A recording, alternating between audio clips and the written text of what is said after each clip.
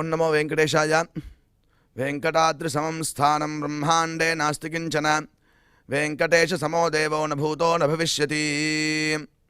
திருவிழா திருப்பதி தேவஸ்தானம் ஸ்ரீமத் வெங்கடேஸ்வரா பக்தி சேனல் இணைந்து வழங்கும் ஸ்ரீமத் பகவத்கீதை பாராயணத்திற்கு அனைவரையும் வரவேற்கிறோம். மூகம் கரோதி வாசாலம் அங்கும் லங்கயதே கிரிம் யத் கிருபாதமஹம் வந்தே பரமானந்த மாதவம்.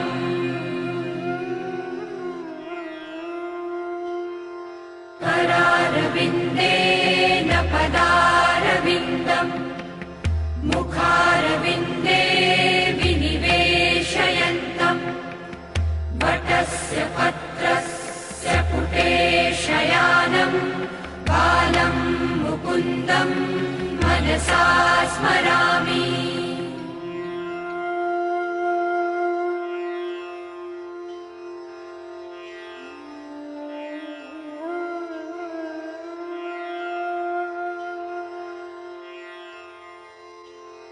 वसुदेवसुतं देवं कंसचाणूरमर्दनं देवकी परमानन्दं कृष्णं वन्दे जगद्गुरुम्. நம்மளுடைய பகவத்கீதை மாஹாத்மியத்தில் யத்ர கீதா விசாரஸ்ச படனம் பாடனம் ஸ்ருதம் தத்ராஹம் நிச்சிதம் பிருத்வி நிவசாமி சதைவஹி என்று பகவான் பூமி தேவியை பார்த்து சொல்கிறார். எத்திர கீதா விசாரா, எந்த இடத்தில் கீதையினுடைய விசாரம் நடக்கிறதோ, படனம் அதனுடைய பாடமானது நடக்கிறதோ, பாடனஞ்ச கற்பித்தல் நடக்கிறதோ, தத்ராஹம் நிச்சிதம் பிருத்வி நிவசாமி, தத்ர அந்த இடத்தில் அகம் நிவசாமி நான் நிச்சயமாக அதே இடத்தில் இருக்கிறேன், சதா ஏவகி அங்கேயே நித்தியமாக இருக்கிறேன் என்று பகவான் எந்த இடத்தில் பகவத்கீதையினுடைய விசாரம் படனம் பாடனம் நடக்கிறதோ, ஸ்ருதம் கேட்கப்படுகிறதோ அந்த இடத்தில் நான் இருக்கிறேன் என்று பகவான் பகவத்கீதை மகாத்மியத்தில் செல்ஃப் ஸ்டேட்மெண்ட்டாக அங்கே சொல்கிறார். அப்பேற்பட்ட பகவத்கீதை பாராயணத்திற்கு அனைவரையும் வரவேற்கிறோம். அதற்கு முதலில் குரு பிரார்த்தனை மற்றும் சங்கல்பத்துடன் இந்த நிகழ்ச்சியை துவங்கலாம்.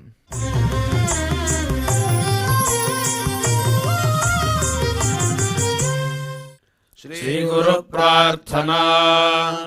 குரு பிரம்மா குரு விஷ்ணு குரு தேவோ மகேஸ்வரः गुरुः साक्षात् परं ब्रह्म तस्मै श्री गुरवे नमः.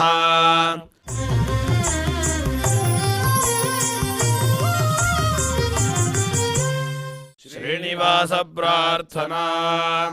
नमः क्षीराब्धिनाथाय वैकुण्ठाचलवासिने मुकुन्दाय नमो नित्यम् अनन्ताय नमो नमः.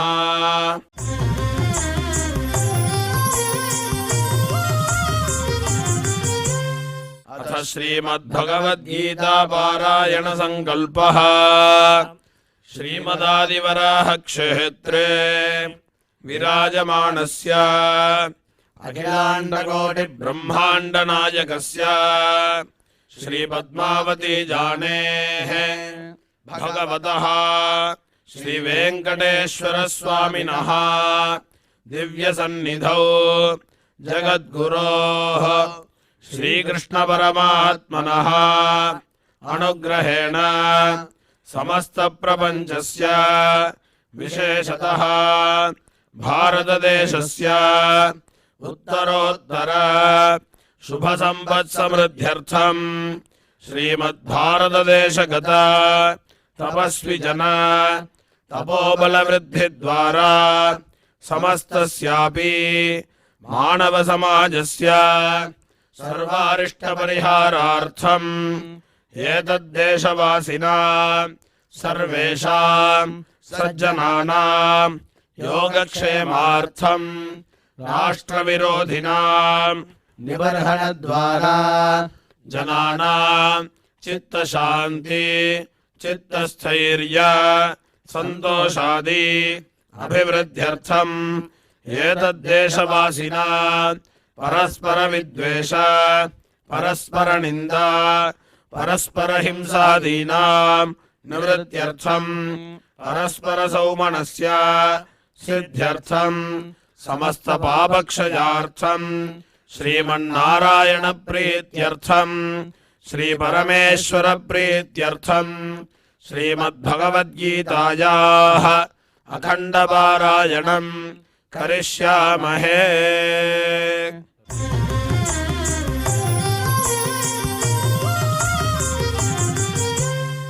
श्रीगीता प्रार्थना श्रीवत्साङ्गं महोरस्कं वनमाला विराजितम् शङ्खचक्रधरं देवं कृष्णं वन्दे जगद्गुरुम्।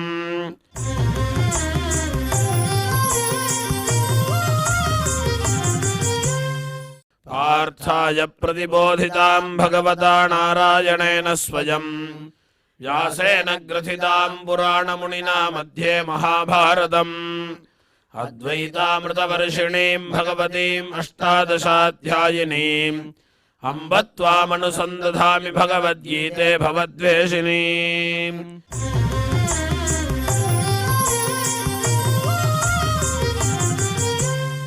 श्रीवेदव्यास प्रार्थना व्यासं वसिष्ठनप्तारं शक्तेः पौत्रमकल्मषम् पराशरात्मजं वन्दे सुखदातन्तपोनिधिम्। यत्र योगेश्वरः कृष्णो यत्र पार्थो धनुर्धरः तत्र श्रीर्विजयो भूतध्रुवाणि ध्रुवाणीतिर्मतिर्मम।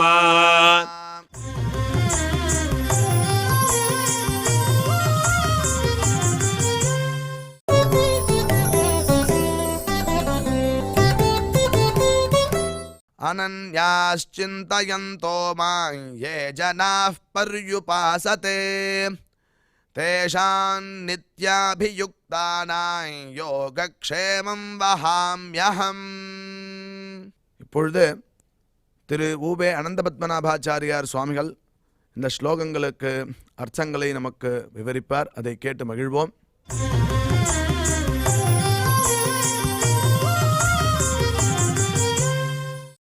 अनन्याश्चिन्तयन्तो मां ये जनाः पर्युपासते तेषां नित्याभियुक्तानां योगक्षेमं वहाम्यहम्. தேஷாம் நித்யாபியுக்தானாம் யோகக்ஷேமம் வகாம்யகம். இந்த யோகம்னா என்ன, க்ஷேமம்னா என்ன, இதை ரொம்ப முக்கியமாக புரிஞ்சுக்கணும். இந்த ஸ்லோகத்தில் நாம் முக்கியமாக தெரிந்து கொள்ள வேண்டியதான வார்த்தை என்ன அப்படின்னா யோகக்ஷேமம்னா என்ன அர்த்தம். அலப்தஸ்ய லாபகா யோகா லப்தஸ்ய பரிபாலனம் க்ஷேமஹான்னு பேர். கிடைக்காத உயர்ந்த விஷயம் நமக்கு கிடைத்தது என்றால் அவனுக்கு யோகம் என்பது பேர். க்ஷேமம் என்றால் அந்த கிடைத்தரை அவன் ரீட்டைன் பண்ணிக்கணும், அந்த கிடைத்தரை மேற்கொண்டு அதை அனுபவித்து கொண்டிருப்பது. கிடைச்சது ஆனால் இப்போ இல்லை அப்படின்னா பிரயோஜனம் இல்லை. அலப்தஸ்ய லாபகானா அதையும் கவனிக்கணும். ஒருத்தர் பாவம் நல்ல பிஸ்னஸ் மேன், பெரிய பிஸ்னஸ் மேன், நிறைய பிஸ்னஸ்லாம் பண்ணிருக்கார், தொட்டது தொலங்கும், அவர் கை வச்சு பண்ணார், சக்ஸஸ் ஆகாத பிஸ்னஸே கிடையாது. அப்படி பிஸ்னஸ் பண்ணினவர் அவருக்கு லைஃப்பில் லாஸ்ன்றதே கிடையவே கிடையாது. இன்றைக்கி திடீர்னு அவருக்கு ஒரு பெரிய லாஸ் வந்துடுத்து, உடனே சொல்கிறார் ஒருத்தர், ஆஹா அந்த சுவாமிக்கு எவ்வளோ பெரிய யோகம் அடிச்சது தெரியுமா, இது ஒன்றும் லாஸே கிடையாது, ஃபஸ்ட் டைமாக அவருக்கு லாஸ் கிடச்சிருக்கு, அதனால் அவருக்கு யோகம்னா. கிடைக்காது கிடைச்சாதான் யோகம்னு சொன்னீரோ இல்லையோ சுவாமி நீர் உபன்யாசத்தில். எப்படிலாம் உபன்யாசத்தை புரிஞ்சுக்கிறா பாருங்க. கிடைக்காது கிடைச்சது தான் யோகம்னு சொன்னீரோ இல்லையோ. அவருக்கு பிஸ்னஸில் லாஸே கிடைச்சதில்லை, இப்போ தான் ஃபஸ்ட் டைமாக லாஸ் வந்திருக்கு, அதனால் அவருக்கு யோகம் கிடைச்சிருக்குன்னு சொல்லலாமான்னார். அட பாவி, அப்படி சொல்லக்கூடாதா. கிடைக்காத உயர்ந்தது கிடைக்க வேண்டும். ஏன் கிடைக்காத உயர்ந்தது கிடைக்க வேண்டும். பிறகு அந்த இன்னொன்று இருக்கு என்னன்னா, இதுவரையிலும் கிடைக்கல, இப்ப கிடைச்சிருக்கு, சரி இது கிடைச்சது, இதுவரையிலும் அவரிடத்துல பல நல்லது இருந்து பாருங்க, அதெல்லாம் போயிடுத்துன்னு சொல்லக்கூடாது. நான் சொல்றது புரியுது உங்களுக்கு. ஒரு தொழிலதிபர் இதுவரை 4 கம்பெனி ஆரம்பிச்சு சக்சஸ்ஃபுல்லாக பிஸ்னஸை நல்லா ரன் பண்ணிட்டு இருக்கார், சூப்பர். இப்போ 5ஆவதா ஒரு பிஸ்னஸ் ஆரம்பிக்கிறார். அந்த பிஸ்னஸ் அவரே எதிர்பார்க்கல, ஆரம்பித்த வேகத்திலேயே சரியான டேர்ன் ஓவர் அவருக்கு கொடுத்தது, பெரிய சக்ஸஸ் கொடுத்தது. Okay fine. ஆனால் அன்ஃபார்ச்சுனேட்லி என்ன ஆயிடுத்துன்னா, இதுக்கு முன்னாடி 4 பிஸ்னஸ் பண்ணியிருந்தார் பாருங்க, அதனால ஊற்றி முடிக்கிச்சு. என்ன இப்படி ஒரு வார்த்தை யூஸ் பண்ணேன்னு நினச்சிக்காதீங்க, புரியறதுக்காக சொல்கிறேன். இந்த 4 பிஸ்னஸ் இருந்தது, அது 4 ஊற்றின்றது. இந்த பிஸ்னஸ் டாப் ப்ரையாரிட்டி ஆகிடுது, அதுவும் தப்பு, அதுவும் தப்பு. கிடைத்ததை நாம் பரிபாலித்து கொள்ள வேண்டும் என்றால், அதை மேற்கொண்டு ரீட்டைன் பண்ணணும் என்றால், அப்போ கீழே இருக்கிறது நமக்கு நம்மளை விட்டு நழுவாமல் இருக்கணும், கிடைச்ச சக்ஸஸும் நமக்கு இருக்கணும், அது மேற்கொண்டு விருத்தியானோம். இதுக்கு தான் யோகக்ஷேமம் என்பதாக பேர். இந்த வார்த்தையை ஞாபகம் வச்சுக்கோங்க. அலப்தஸ்ய லாபஹா யோகா, லப்தஸ்ய பரிபாலனம் க்ஷேமஹா. கிடைக்காத உயர்ந்தது கிடைத்தது என்றால் லாபம், கிடைத்த அந்த லாபத்தை தக்க வைத்துக் கொள்வது என்பது க்ஷேமம்.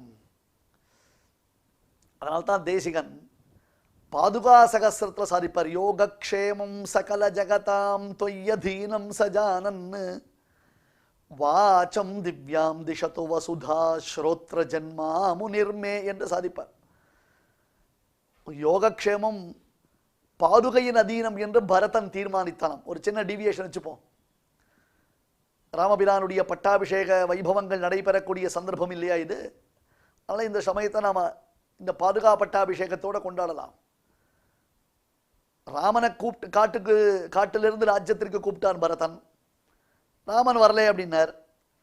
அப்போ பரதன் ராமனை பிரார்த்தித்தான். அதிரோஹாரிய பாதாபியாம் பாதுகே ஹேமபூஷிதே ஏதேஹி சர்வலோகஸ்ய யோகக்ஷேமம் விதாஸ்யதா என்று பிரார்த்தித்தான். இது ஒரு ஸ்லோகம் ராமாயணத்தில். பரதன் ராமனிடத்தில் பாதுகைகளை பிரார்த்தித்த ஸ்லோகம் இது. இவ்வளோ கான்டெக்ஸ்ட் சொல்கிறேன், அட்லீஸ்ட் இதையாவது ஃபாலோ பண்ணுங்க.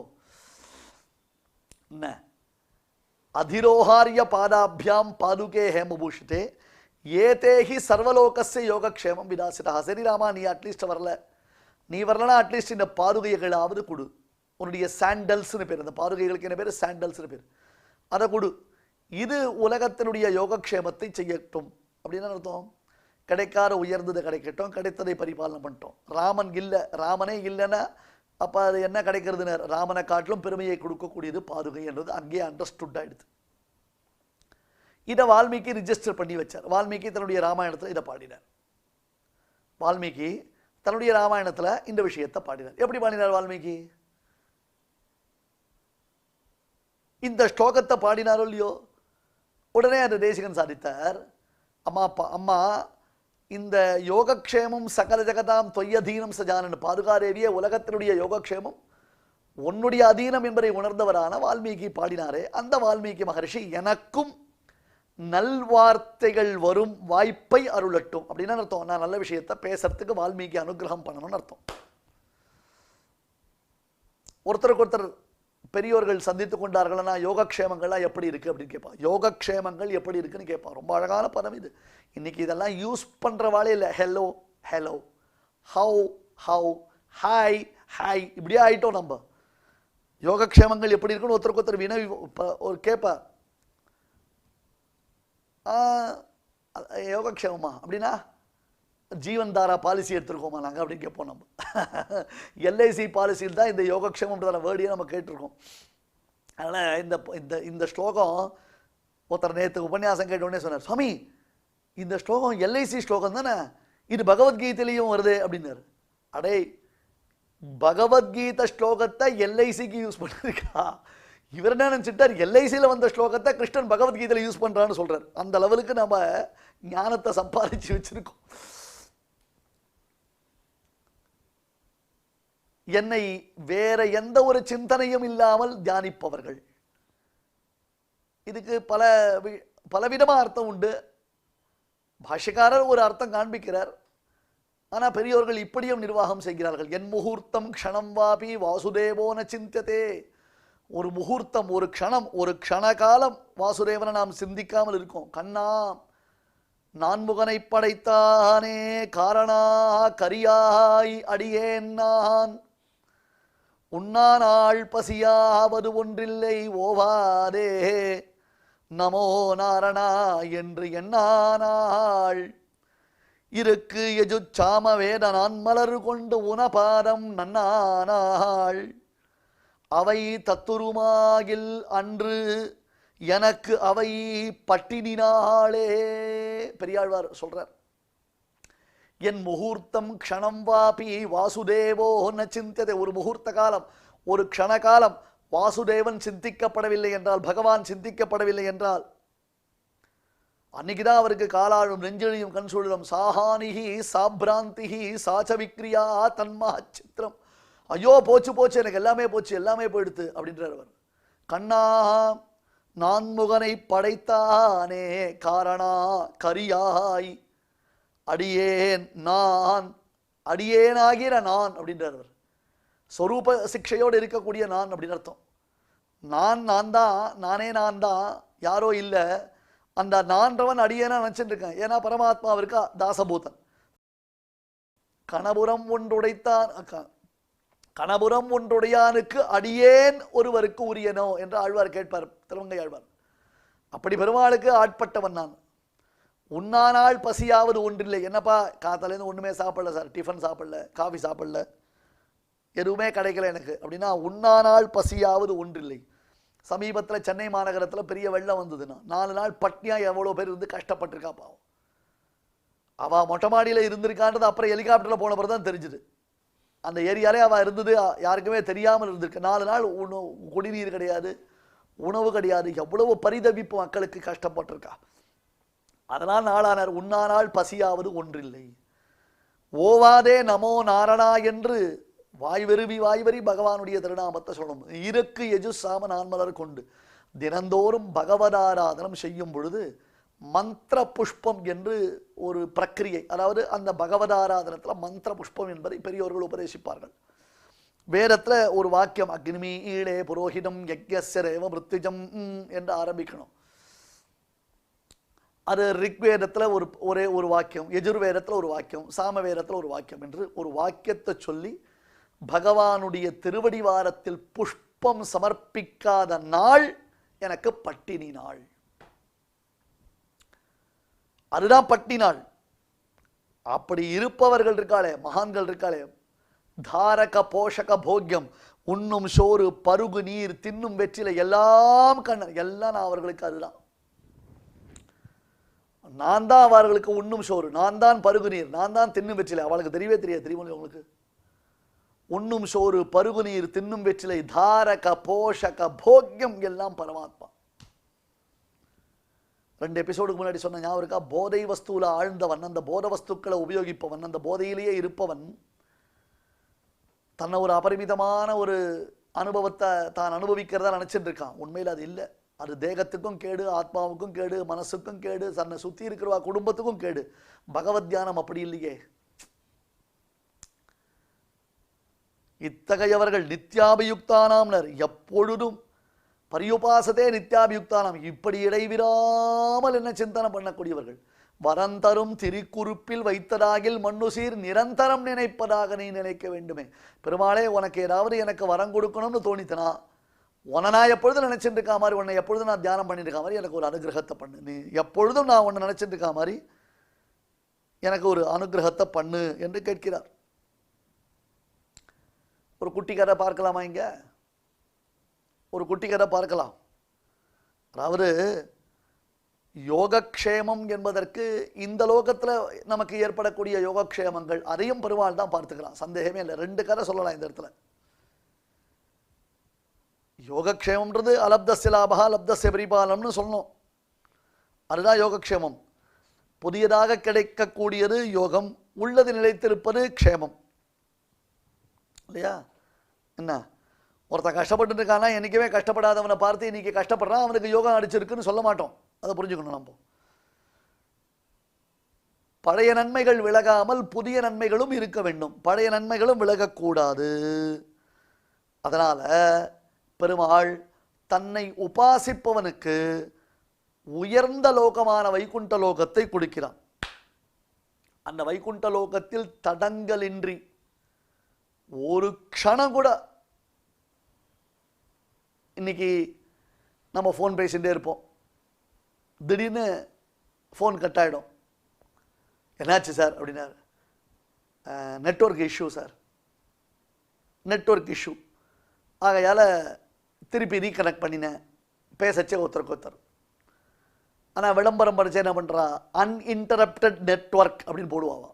எத்தகைய புயல் வந்தாலும் வெள்ளம் வந்தாலும் மழை வந்தாலும் எங்களுடைய நெட்வொர்க்கு பாதிக்கப்படாது அப்படின்வாங்க. சார் இந்த 3 நாள் வெள்ளம் வந்துடு, ஃபோனே ஒர்க் பண்ணலையே, உங்கள் நெட்வொர்க் ஒர்க் பண்ணலையா? சார் நீங்கள் தப்பாக புரிஞ்சுருக்கீங்க, என்னுடைய நெட்வொர்க் ஒர்க் பண்ணிட்டு உங்கள் ஃபோன் அதை கிராஸ் பண்ணிக்கல, அடிச்சுடுவான். டமான்னு ஒரு அடி அடிச்சானா நம்ம ஒன்றும் ஆயத்திறக்க முடியாது. எங்கள் நெட்வொர்க்கு நல்லா ஸ்ட்ராங்காக தான் சார் இருந்தது, நல்லா ஒர்க் பண்ணியிருந்தது. பட் உங்கள் ஃபோன் அதை ரிசீவ் பண்ணுறதுக்கு உங்கள் ஃபோனுடைய தானே ஸ்ட்ரென்த் வீக்காக இருந்ததுன்னா பொசுக்குன்னு போய்டும் நமக்கு. இதெல்லாம் நம்புகிறோம் நம்ம. அன்இன்டரப்டட் நெட்வொர்க்குன்னு சொல்லிட்டு பேசினேச்சு. ஹலோ ஹலோ ஹலோ ஹலோ கேட்கல, திக்கி கேட்குறது. இங்கேருந்து உறக்க பேசினாலே கேட்கும் போல இருந்து. அதெல்லாம் ஒத்துக்கிறோம். பெருமாள் அன்இன்டரப்டடாக நம்மளை தன்னை அனுபவிக்கிறதுக்கு நம்மளை தன்னை கொடுக்குறான். அன்இன்டரப்டடாக அந்த பகவானை ஞானிகள் அனுபவிப்பதற்கு பெருமாள் தன்னை தந்த கற்பகமாக கொடுக்குறான். ஒரு க்ஷணம் கூட அது விட்டு போகாது. இது யோகக்ஷேமம். பாஷ்யக்காரர் பண்ணியிருக்கக்கூடிய யோகக்ஷேமத்துடைய அர்த்தம் இது. மோட்சத்தை அடைந்தவன் அந்த பலனை இழந்து மறுபடியும் சம்சாரியாக மாட்டான். இதுவரையிலும் அவனுக்கு சம்சாரத்திலேயே இருந்தவனுக்கு மோட்சம்ன்றதான உயர்ந்த சுகம் புருஷார்த்தமானது கிடைத்திருக்கிறது. இதை தவிர்த்து அவனுக்கு வேறு ஒன்றும் கிடையவே கிடையாது. எப்பொழுதும் பகவத் அனுபவம்ன்றது ஆனந்தமயமாக அவனாலே அவனுக்கு அனுபாவியமாக இருக்கும். இதான் விஷயம். இங்கேயும் பரமாத்மா அவனுக்கு அனுகிரகம் பண்ணுவான். குச்சேலம் முதலானவர்கள் இருக்கிற விகாஹந்தே ரங்கக்ஷிதிரமண பாதாவணி சகிருத்வஹந்தஸ்வாம் அந்தர்வினிஹித குச்சேலவ்யதிகராஹ. அம்மா பாதுகாதேவியே, இங்க கூட சில பேருக்கு பெரிய பலன் கிடைக்கிறது தெரியுமா உனக்கு? பெரிய பெரிய பலன்களை அவர்கள் அடைகிறார்கள். குச்சேலர் வந்தார். ஒருவேளை சோத்துக்கு வழி கிடையாது, கஞ்சிக்கு வழி கிடையாது. கிருஷ்ணனை பார்க்க வருவதற்கு கிருஷ்ணனுக்கு ஒரு வாழைப்பழம் கூட சொந்தமாக காசு கொடுத்து வாங்கிறதுக்கு, 8 அணா வாழைப்பழம் வாங்கிறதுக்கு கூட அவருக்கு சக்தி கிடையாது. அவருடைய மனைவி சுஷீலா 4 வீட்டில் போய் யாச்சகம் பண்ணி அதை எடுத்து கொடுத்தா அவர்கிட்ட. ஐயோ பாவம் அப்படின்ட்டு அவருக்கு வாங்கி கொடுத்தா. 4 வீட்டில் ஆளுக்கு சொல்கிறாங்க அரிசி வாங்கி கொடுத்தா. இவ்வளோ கொடுத்தாவா அந்த அரிசியை. அதை வாங்கிட்டு வந்து அவலாக்கி எடுத்துகிட்டு வந்தார். அந்த நெல்லை அவலாக்கி எடுத்துகிட்டு வந்தார் அந்த குச்சேலர். அந்த குச்சேலருக்கு பெருமாள் அஜகஜாந்தம் ஐஸ்வர்யம் கொடுத்தா சுவாமி. நினச்சி கூட பார்க்கல. திரும்பி வந்தால் வீட்டு வாசலில் 1000 பசுமாடு கட்டப்பட்டிருக்கு, 1000 யானை கட்டப்பட்டிருக்கு, பெரிய மாட மாளிகையாக இருக்குது. இதுவரைலாம் அவருடைய தானே வீடே சின்னதாக புறம்போக்கில் குடிசை போட்ட மாதிரி குட்டியாக ஒரு குடிசை இருக்கும். மழை பெஞ்சதுன்னா வெள்ளை மழை பெய்யறதை காட்டில் வீட்டுக்குள்ளே மழை தண்ணி அதிகமாக இருக்கும். வெயில் அடிச்சதுன்னா வெள்ளை விட உள்ள அதிகமாக வெயில் இருக்கும். அந்த மாதிரி ஒரு வீடு வச்சுருந்தார். இப்போ பார்த்தா மாட மாளிகை, மல்டி ஸ்டோர் பில்டிங் மாதிரி இருக்குது அந்த பில்டிங். இதெல்லாம் யார் கொடுத்தா, எப்படி வந்தது?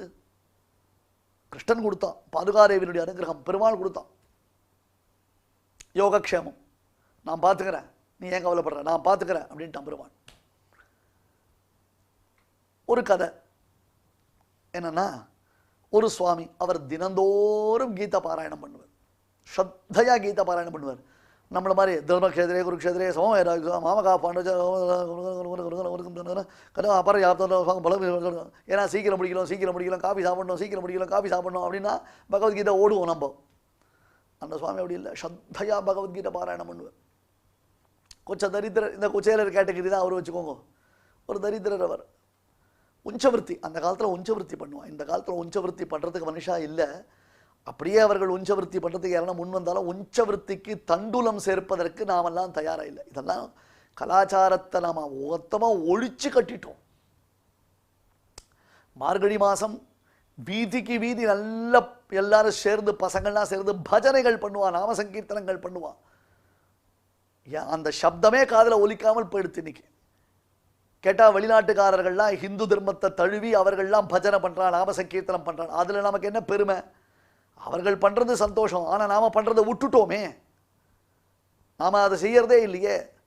வாயினால் பாடி மனத்தினால் சிந்திக்கன்னு வெறும் உபன்யாசம் மட்டும் பண்ணிட்டு இருக்கோம். நம்ம நல்ல நாம சங்கீர்த்தனம் பண்ணோம், ஊர் முழுக்க பகவன் நாம சங்கீர்த்தனம் ஒலிக்கணும். அதுக்கு வழி இல்லாமல் போயிடுது. அதுதான் கஷ்டமாக இருக்குது. சரி போகட்டும், என்ன எத்தனை தடவை நாம் எவ்வளோ நிறைவேறப்பட்டாலும் ஒன்றும் நாம் மாற்றிக்க போகிறதில்ல, நம்முடைய ஆட்டிடியூடை இருக்கட்டும். அதனால் நித்தியம் உஞ்சவருத்தி பண்ணுவேன்.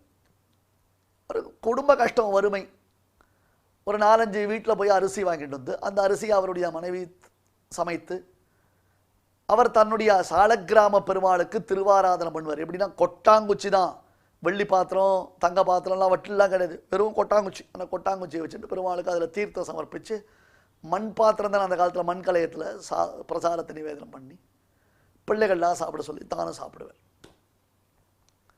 என்னமோ சோதனை லாக்டவுன் மாதிரி ஒரு சுச்சுவேஷன் வச்சுக்கோங்களேன். திடீர்னு செக்ஷன் 144 போட்டுட்டா யாரும் வீட்டை விட்டு வெளில வரக்கூடாது, எதுவும் பண்ணக்கூடாதுன்ற மாதிரி சொல்லிட்டாலும் கவர்மெண்ட்டில் ஆர்டர் போடுறாலும். அதுபோல 3 நாட்கள் இவரால் வெளியில் உச்சவருத்திக்கு போக முடியாத ஒரு சுச்சுவேஷன் வந்துடுது. ரொம்ப பசினா எவ்வளோ பசி பொறுத்துக்கலாம். அவன் மனைவி வீட்டில் இருந்ததெல்லாம் சுரண்டி சுரண்டி சுரண்டி பசங்களுக்கெல்லாம் எத்தையோ போட்டுட்டா, கஞ்சியோ கூடோ ஏதோ கொடுத்துட்டா. பசங்களும் பாவம், அரை வயிறு கால் வயிறு தான், அதுங்க என்ன பண்ணும் பாவம் சின்ன பசங்க. இவருக்கு பொறுக்கலை. 1 நாள் ஆச்சு, 2 நாள் ஆச்சு, 3 நாள் ஆச்சு. எவ்வளோ நாள் பசி, எவ்வளோ தண்ணீரை மட்டும் குடிச்சு பருகி பேசாமல் இருக்க முடியுமா? 4ஆவது நாள் கீதையை கையில் எடுத்தார். கீதை பாராயணம் பண்ணணும்னா அவருக்கு பாராயணத்தில் மனசே போல. பசி வந்ததுன்னா ஒன்றும் பண்ண முடியாது. பசியில் எந்த காரியத்தையும் நம்மளால் சரியாக செயல்படுத்த முடியாது. பாராயணம் பண்ணுறதுக்கு முடியல. கரெக்டாக வந்துட்டு 9ஆவது அத்தியாயம் அனன்யா சிந்தையந்தோ மாம் ஏஜனா பரியுபாசதே ஸ்லோகம். பயங்கர கட்டுப்பு வந்துட்டு அவருக்கு. கோபம்னா கோபம். யோகக்ஷேமத்தை நான் பார்த்துக்கிறேன், யோகக்ஷேமத்தை நான் பார்த்துக்கிறேன்னு பெருமாள் சொல்லித்தானே. நான் இத்தனை நாள் அவனை தானே நம்பினேன், அவனையே தியானம் பண்ணியிருந்தேன், அவன்கிட்டயே மகாவிஸ்வாசத்தோடு இருந்தேன். எல்லாத்தையும் அவன் தான் பண்ணுவான், என்னை காப்பாற்றுவான்னு அவ்வளோ நம்பிக்கையோடு இருந்தேன். கடைசியில் இப்படி பண்ணிவிட்டானே அவன், இப்படி பண்ணிவிட்டானே பெருமாள்னு கோபம். வாசலில் திண்ணையில் உட்கார்ந்து புஸ்தகத்தை வாசிச்சுட்டு இருக்காரு, கீதை பாராயணம் பண்ணிட்டு இருக்காரு. 2 பக்கமும் கிராமங்களில் பார்த்துருக்கீங்களா, கூச்சுப்பேர மாடம்னு ஒன்று இருக்கும். விளக்கு ஏற்றி வைக்கக்கூடிய மாடம். சொமக் அப்படின்னு சுவிட்சு போடுற விளக்கு இல்லை, நான் சொல்கிறது விளக்கு திரி போட்டு எண்ணெய் ஏற்றி வளர்க்குற அந்த விளக்கில் நல்லா கறி இருக்கும். அந்த மாடத்தில் கறி ஏறி இருக்கும். ஏன்னா விளக்கு எரிஞ்சுதுன்னா திரி எரிஞ்சுன்னா கறி ஒரு மூலியோ, அந்த கறி ஏறி இருக்கும். அந்த கறி எடுத்தார், இந்த ஸ்லோகத்து மேலே அப்படியே பட்டு அடிச்சு விட்டார். இந்த பசங்களாம் தங்களுக்கு பிடிக்காத வார்த்தையெல்லாம் வந்துன்னா பேனாவால் போட்டு தேய்ச்சிடும் பாருங்க. இந்த ஸ்லோகத்தை பார்த்தோன்னே அவருக்கு திடீர்னு நம்ம கோபம், பசி வந்துடுத்து. அந்த பசி கோபத்தினால அந்த கறி எடுத்து இந்த வழக்கு மேலே பூசிட்டேன். எனக்கு வழக்கு கறி எடுத்து இந்த ஸ்லோகத்து மேலே பூசிட்டேன். புஸ்தத்தை பாட் அப்படின்னு மூடி வச்சேன். நமக்கு தான் கோபம் வந்தால் காப்பி டம்ளர் டொகையல்னு வைப்போம், டவால்னு கதவை சாத்துவோம், டர்ன்னு சேரை தள்ளிட்டு அப்படி எழுந்துப்போம். அதெல்லாம் நம்ம ஒரு வீரம். நம்ம கோபமாக இருக்கும்னு தெரிஞ்சுக்கணுமா உலகம், அதுக்காக நம்ம பண்ணுற காரியம் இல்லையோ. டொபையல்னு அந்த புஸ்தகத்தை மூடினார், வச்சேன். மனசு கேட்கல. ஆற்றுலையே இருந்தால், வீட்டுக்குள்ளேயே இருந்தால் மனசு ஒரு மாதிரி இருக்குது. பசி வேற தாங்க முடியலன்னு அப்படியே வெளியில் போயிட்டேன். என்னமோ எங்கேயோ போய் எங்கே ஒரு மண்டபத்தில் போய் உட்காந்துக்கலான்னு ஊருக்கு வெளியில் போய் ஒரு மண்டபத்தில் போய் உட்காந்துருந்துறேன். மனசில் என்னென்னமோ எண்ணங்கள், என்னென்னமோ தோன்றது, என்னென்னமோ பண்ணிட்டு இருக்கார். ரொம்ப நேரம் அப்படியே இருந்தார். எவ்வளோ நேரம் உட்காந்துட்டு இருக்க முடியும்? மறுபடியும் வர வேண்டாமா வீட்டுக்கு? திரும்பி வந்தால் ஆச்சரியம் என்னன்னா, அந்த வீட்டில் முழுக்க சாமான், வீடு முழுக்க சாமான் பரவி இருக்கு. உப்பு, புளி, பருப்பு, அரிசி, வெல்லம், நெய், சர்க்கரை, ஒரு பக்கம் துணிமணிகள்லாம் அடுக்கி வச்சிருக்கு. நன்னா அந்த சாமான்லாம் குறைஞ்சபட்சம் 3 மாதத்துக்கு சாமான் ஒன்றுணும். ஒரு அரிசினா ஒரு 4 மூட்டை அரிசி, 5 மூட்டை அரிசி. எண்ணெய்னா ஒரு டின்னு எண்ணெய், நெய்னா ஒரு பெரிய டின்னு நெய். அப்படின்னு பார்த்தா முந்திரி பருப்பா ஒரு 10 கிலோ 20 கிலோ முந்திரி பருப்புன்னு ஒரு 2 மாதம் 3 மாதத்துக்கு சாமான் வீடு ஃபுல்லாக. காய்கறிகளா பச்சை பச்சை பச்சை பச்சைன்னு காய்கறிகள், ஆர்கானிக் காய்கறிகள் அப்படிலாம் சொல்லணும். இப்போ அப்படிலாம் சொன்னால் தான் நம்புவா, ஓஹோ அப்படின்வா. ஆர்கானிக் கிராசரிஸ் அப்படின்னு பார்த்தா பச்சை பச்சைகள் இருக்கு. என்னடா என்ன ஆச்சரியம்னு அங்கேருந்து உள்ளே போனால் அவள் ஆண்டியா தளிகை பண்ணுறதுல பிஸியாக இருக்கா. அவாத்தில் அடுப்பும் எரிஞ்சு எவ்வளோ வருஷம் ஆச்சு. அதுவும் இந்த சாமான்லாம் பார்த்தா, அதுவும் நல்ல தளிகை பண்ணுறதுக்கு தெரிஞ்சவாளுக்கு இப்படி இப்போ நல்ல சாமான்களை பார்த்தா கை காலெலாம் வெறும் இருக்குமா? இல்லை, நல்ல டெக்னாலஜி தெரிஞ்சவனுக்கு ஐஃபோன் கையில் கிடச்சா வெறும் இருக்குமா? அதை பிரித்து மேயறதுக்கு தோணாது. அந்த மாதிரி நல்லா தளிகை பண்ண தெரிஞ்சு போய்வோம். சாமான் கிடைக்கல, என்ன பண்ணுறது? கூழோ கஞ்சியோ காய்ச்சியோ ஓட்டின் நாட்டை. இன்றைக்கி பார்த்தா வீடு கூட நிறைய சாமான் நிறைஞ்சு கிடக்கிறது. உடுவாளாவோ பளபளன்னு அடுப்பு முட்டி பளபளன்னு தளிகைலாம் பண்ண ஆரம்பிச்சிட்டா. ஒரு பக்கம் பசங்கள்லாம் சேர்ந்து கறிகா திருத்தி கொடுத்துட்டு, ஒரு பக்கம் பசங்களாம் பட்டு சொக்கா போட்டுக்கிறது, குளிச்சுட்டு எல்லாம் புது சூடாக ட்ரெஸ் போடுங்க. ஐயாப்பா பாரு, சொக்கா என்ன இருக்கா, பாவாடை என்ன இருக்கா, ட்ராயர் என்ன இருக்கா, சட்டு என்ன இருக்கான்னு கேட்குறதுக்கும் உள்ளே போனால் ஆண்டியா வாங்க வாங்க ரொம்ப சந்தோஷம் வாங்கல அப்படின்னா வாயெல்லாம் சந்தோஷம். இதுவரெல்லாம் அந்த மாதிரி கூப்பிட்டதே கூட கிடையாது. அவன் என்ன பண்ணுவோம், பசி, கொஞ்சம் ஒரு 1 hour வெயிட் பண்ணுங்க, நன்னா தளிகை பண்ணி விட்றேன், ஒரு காஃபி வேணா சாப்பிட்றல, வெயிட் பண்ணுறல அப்படின்றான். அவன் அதில் கஞ்சிக்கே வழி இல்லை, இப்போ காஃபிக்கு எங்கே வழி இருந்தது? ஏம்மா என்னது இது, எங்கே வந்தது, எப்படி வந்தது, என்ன சாமான் இது, யார் கொண்டு வந்து இந்த சாமான்லாம் கொடுத்தா, எப்படி கிடைச்சது இந்த சாமான் அப்படின்னு கேட்டா அவன் பார்த்து ஆச்சரியமா, என்ன நீங்கள் எப்படி சொல்கிற, இந்த சாமான் ஏதுன்னு கேட்குறேன். நீங்கள் கொடுத்தம்சேல்னு சொல்லித்தான் ஒரு பையன் வந்தான்னா, யாரா பையனே நீனார், என் பேர் கோவிந்தம்மா, சுவாமி வந்து இந்த சாமான்லாம் கொண்டு போய் ஆற்றுல இறக்கி வச்சுடுவான்னு சொன்னார்னு நன்னா 2 மாட்டு வண்டி நிறைய சாமானை கொண்டு வந்தான். அந்த பையனே ஓட்டு வந்தான் வண்டியை. அவன் எல்லாத்தையும் இறக்கி வச்சுட்டு சுவாமி சொல்லிருக்கார் இந்த சாமான்லாம் கொண்டு போய் ஆற்றுல இறக்குன்னார், நான் கொண்டு வந்து இறக்கிட்டேம்மான்னா. இவருக்கு ஒன்றுமே புரியல. கை காலெல்லாம் விடன்னு வருது, தலை சுத்துறது, மயக்கம் வருது. இத்தனை நாள் பசி மயக்கம், இப்போ ஆச்சரியம், பயம். என்னடா மேஜிக் மாதிரி இருக்கு, என்ன புரியலையே, யாராவது நம்மளை ஏமாத்துறாளா, நம்மளை வைராக்கியத்தை சோதனை பண்ணுறாளா என்னன்னார். அண்ணா அந்த பையனை பார்க்கணுமே, அவள் சொல்கிறா கதை, அந்த பையனை பார்க்கணுமே, என்ன லட்சணமாக இருந்தான், என்ன தேஜஸாக இருந்தான், எப்படி இருந்தான் தெரியுமா, அவ்வளவு நன்னா இருக்கிற பையன், அது என்ன ஏதுன்னு தெரியல, நானும் கேட்கணும்னு நினச்சேன், மறந்து போட்டேன், சக்கச்சவேன்னு லட்சணமாக பளிச்சுன்னு திறமணிட்டு இருந்தான். ஆனால் என்னமோ தெரில, மூஞ்செல்லாம் ஒரே கரியாக இருந்தது, அங்கங்கே கறி பூசிருந்தான் அவன் அப்படின்னு. அங்கே எங்கே திருப்பி சொல்லு, நல்ல லட்சணமாக இருந்தான் அந்த பையன், ஆனால் பார்த்தா மூஞ்செல்லாம் கறி பூசிருந்தான். நான் கூட அவனை கேட்கணும், என்னடா பையல இப்படி மூஞ்சில் கறி பூசிருக்கேன்னு கேட்கணும்னு நினச்சேன். அதுக்குள்ளே என்னவோ தெரியல சிட்டாக ஓடி போயிட்டான். வந்தான், விறுவிறுன்னு சாமான இறக்கிறான், டக்குன்னு ஓடி போயிட்டான். ஆஹா என்னடா இதுன்னு நினச்சார். யோசிச்சு பார்த்தார், விஷயம் புரிஞ்சுடுத்து. வந்தது கோவிந்தன், நன்னா லட்சணமாக இருந்தான், துருதுருப்பாக இருந்தான், சிரிச்சுட்டே இருந்தான். சுவாமி தான் கோச்சினார், சாமான் எடுத்துன்னு போகிறதுக்கு லேட்டாக எடுத்தேன், ஏன் சீக்கிரம் கொண்டு போய் சாமான் இறக்கலைன்னு சுவாமி கோச்சினார் வேறு சொன்னான்னா.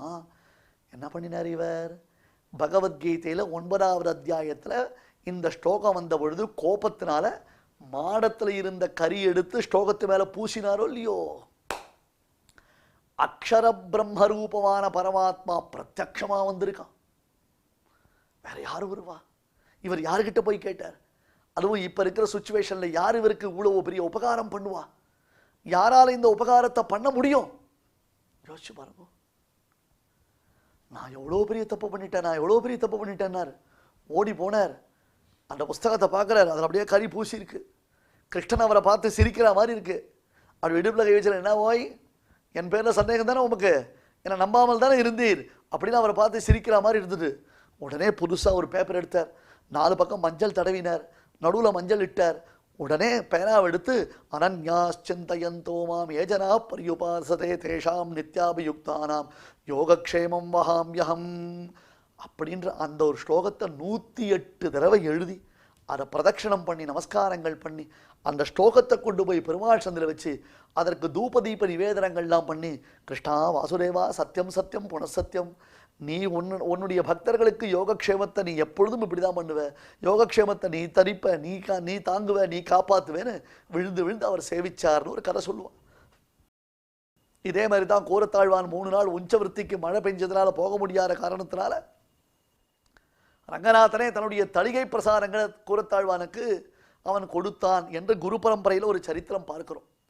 இப்படி அஞ்ஞானிகள் தன்னை அனுபவிக்கும் பிரகாரத்தையும் ஞானிகள் தன்னை அனுபவிக்கும் பிரகாரத்தையும், அந்த ஞானிகள் தன்னிடத்திலேயே எப்பொழுதும் இருக்கக்கூடிய மகாபாகியத்தையும், அஞ்ஞானிகள் சொர்க்காதி லோகங்களுக்கு சென்று மீண்டு வருவதையும் கிருஷ்ணன் இந்த 2-3 ஸ்லோகங்களினாலே விவரணம் செய்திருக்கிறான். அந்த கூடாரை வெல்லும் ஸ்ரீ கோவிந்தன் நம் எல்லோரையும் கிருபையுடன் அனுகிரகம் செய்ய வேண்டும் என்று நாமும் பிரார்த்தித்துக் கொள்ளலாம். அனன்யாச்சிந்தயந்தோ மாம் ஏஜனா பரியுபாசதே தேஷாம் நித்யாபியுக்தானாம் யோகக்ஷேமம் வஹாம்யஹம். ஸ்ரீமதே பகவதே பாஷ்யகாராய நமஹ. இப்பொழுது அடியேன் சொல்கிறத எல்லாரும் திருப்பி சொல்லுங்க. अनन्याश्चिन्तयन्तो माम् अनन्याश्चिन्तयन्तो माम् ये जनाः पर्युपासते ये जनाः पर्युपासते तेषां नित्याभियुक्तानाम् योगक्षेमं वहाम्यहम् योगक्षेमं वहाम्यहम् இப்பொழுது இந்த ஸ்லோகங்களை நாம் அனைவரும் பாராயணம் செய்வோம். अनन्याश्चिन्तयन्तो माम् ये जनाः पर्युपासते तेषाम् नित्याभियुक्तानाम् योगक्षेमं वहाम्यहम्. நம்மளுடைய சனாதன தர்மத்தில் தெய்வத்தை ஆராதிக்கும் வழிகளில் முதன்மையானது பகவன் நாம சங்கீர்த்தனம். நம்மளுடைய சனாதன ஹிந்து தர்ம நூல்களில் காலக்ஷேபோ நகர்த்தவ்யா க்ஷீணமாயு க்ஷணே க்ஷணே யமஸ்ய கருணா நாஸ்தி கர்த்தவ்யம் ஹரிகீர்த்தனம் என்று சொல்லப்பட்டுள்ளது. டயத்தை வேஸ்டே பண்ணக்கூடாதான். காலக்ஷேபா நகர்த்தவ்யா க்ஷீணமாயு ஆயுஷானது போயிட்டே இருக்கு. யமஸ்ய கருணா நாஸ்தி யமதர்மராஜனுக்கு கருணையே இருக்காதான். டைம் ஆகிடுதுன்னு வந்து தூக்கின்னு போயிடுவான். அதனால் கர்த்தவ்யம் ஹரிகீர்த்தனம் கர்த்தவ்யம்னு போட்டிருக்கு. மஸ்ட்டு கீர்த்தனமானது மஸ்ட்டு செய்யணும்னு அர்த்தம். கண்டிப்பாக செய்யணும், ஹரிகீர்த்தனம் செய்யணும். அதனால் பலவிதமான லாபங்கள் இருக்குது அப்படின்னு காட்டி கொடுக்கறது சாஸ்திரம். அப்பேற்பட்ட நாம சங்கீர்த்தனத்தை நாம் கேட்டு மகிழலாம்.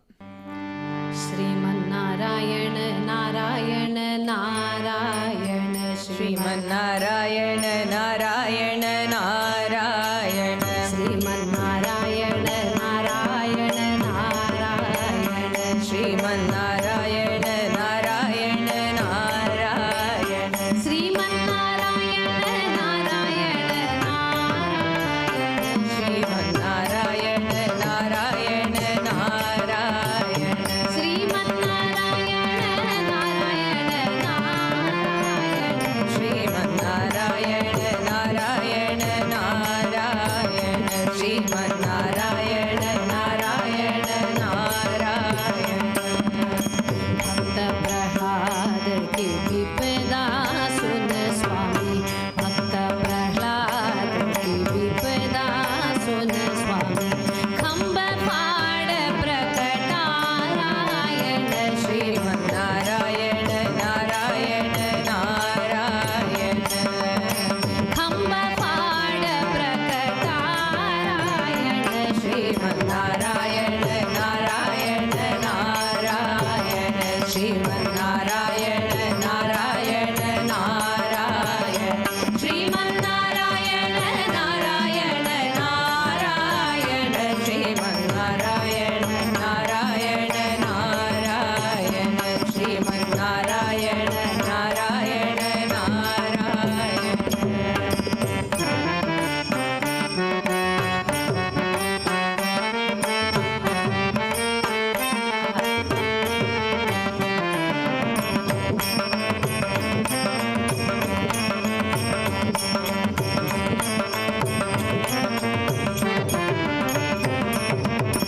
भस्मासुर शंकर प्रकरण स्वामी भस्मासुर शंकर प्रकरण स्वामी भस्मासुर भस्मासुर भस्मासुर शंकर प्रकरण स्वामी मोहिनी रूप है नारायण श्रीमन्नारायण नारायण नारायण मोहिनी रूप है नारायण श्रीमन्नारायण नारायण नारायण श्रीमन्नारायण नारायण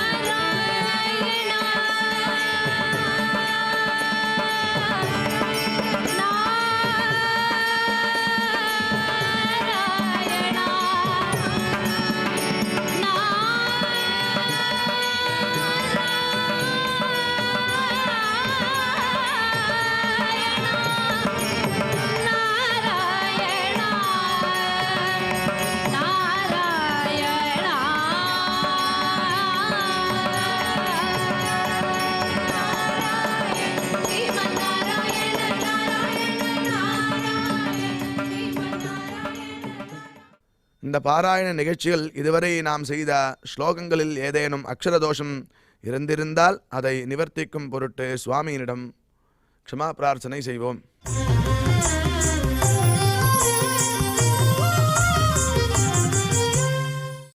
क्षमा प्रार्थना यदक्षरपदभ्रष्टं मात्राहीनं च यद्भवेत् तत्सर्वं क्षम्यतां देव नारायण नमोऽस्तु ते.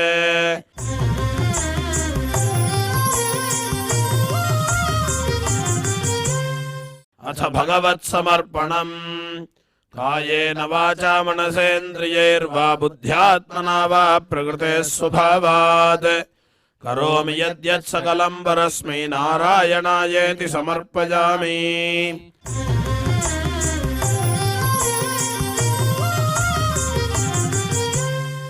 अथ लोकक्षेम प्रार्थना सर्वे भवन्तु सुखिनः सर्वे सन्तु निरामयाः सर्वे भद्राणि पश्यन्तु मा कश्चित् दुःखभाग् भवेत्. சுவாமியினுடைய பரிபூர்ண அருள் கிடைக்க வேண்டி மங்களாசாசனத்துடன் இன்றைய நிகழ்ச்சி நிறைவு பெறுகிறது. நாளை மீண்டும் இதே நிகழ்ச்சியில் சந்திக்கலாம். ஓம் நமோ வெங்கடேஷாய.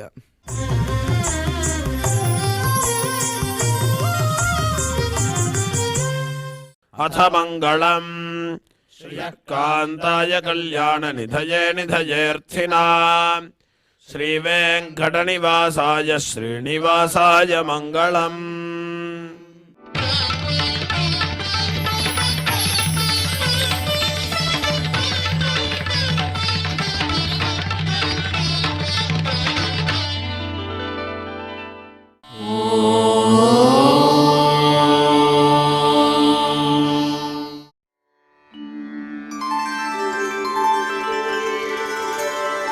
विना वेङ्कटेशं ननाथो ननाथः सदा वेङ्कटेशं स्मरामि स्मरामि. हरे वेङ्कटेश प्रसीद प्रसीद. प्रियं वेङ्कटेश प्रयच्छ प्रयच्छ.